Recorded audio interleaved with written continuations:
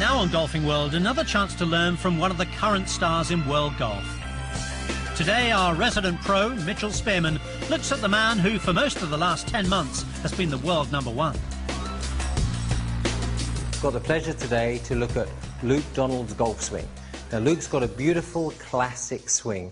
It's one of those swings you can watch again and again, and whether he's hitting a 9-iron, a 5-iron or a driver, it looks like he swings with the same rhythm every single time. So let's have a look. We've got a driver swing here from downline.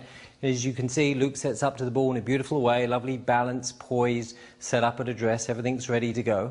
As he takes the club away from the ball, like all good players, the club head stays slightly outside the hand here.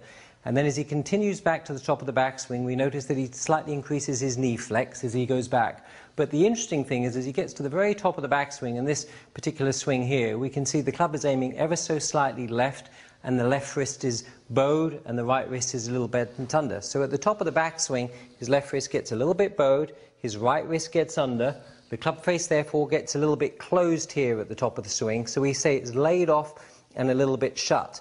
Now, I know his coach, Pat Goss, that he's worked with since he's started his college days at Northwestern University in Chicago, there's something that they continually work on. He knows that his club gets out of balance here at the top of the swing, and then what happens, the club starts to fall down underneath, his right shoulder gets low coming into the ball, as we're going to start to see. So he comes into impact here, this right shoulder gets a little bit under, and as a result of right shoulder under, the hands tend to have a little bit of extra rotation through the ball, which is quite unique in the modern player to see so much hand rotation post-impact, and then we have this beautiful balanced follow-through.